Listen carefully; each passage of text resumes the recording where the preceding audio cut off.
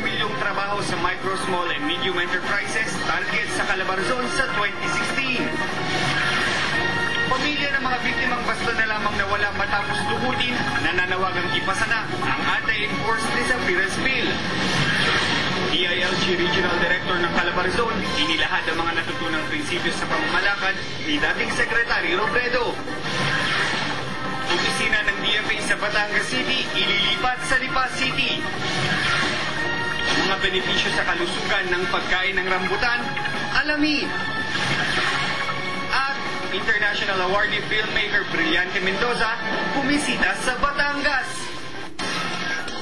Small and medium enterprise sa Calabarzon na naglalayong tumutok sa pagpapayabong ng mga maliliit na negosyo sa rehiyon. Ibinahagi naman ng ilang mga negosyante ng bawat probinsya ang kanilang mga expertise na maaaring magamit ng negosyante sa mga karating na lumigan. Nagpapatrol, Ernie Manio.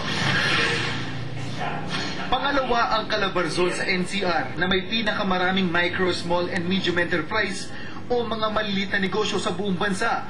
Sa tala, nasa 800,000 establishmento ang rehistrado ng DTI sa rehiyon. Ang problema, walang ahensya na nagmumonitor sa patuloy na paglago ng ganitong mga negosyo sa Region 4A. Kahapon, inilunsad ang Micro, Small and Medium Enterprise Congress ng rehiyon sa Tagaytay City.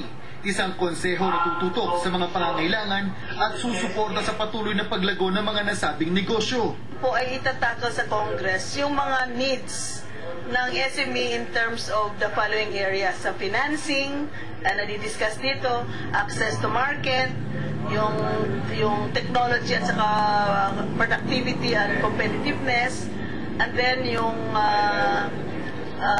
enabling environment, meaning kung ano-ano yung mga dapat gagawin para mas mapabilis yung pag-register ng mga negosyo. Actually, pagka hindi mo organize, lalo malilito. Number one is there will be duplication of products, duplication of efforts, and duplication of businesses. So mangyayari yan, ang laki ng resources natin, ba't natin pag-aagawan? Di ba?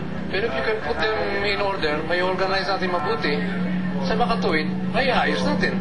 Layunin din ng konseho na makalikha ng 2 milyong trabaho mula sa mga MSME sa taong 2016. Malaki ang paniwala ng BTI na malaki ang magiging papel na gagampanan ng rehiyon upang ito'y matugunan. Of course, agribusiness would lead also to food, processed food, yung gifts and holiday gifts, houseware and holiday decors, yung mga handicrafts, then mga furniture, mga home style, mga wearables like garments, bags, shoes, and of course yung tourism.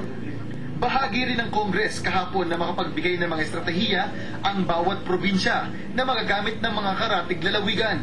Isang kooperatiba ang naging kinatawan ng Batangas.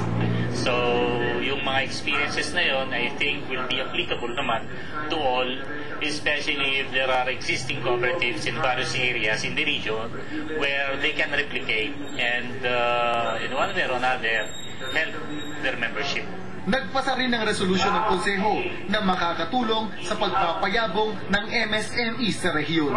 Ernie Manio, Patrol ng Pilipino, Tagaytay City.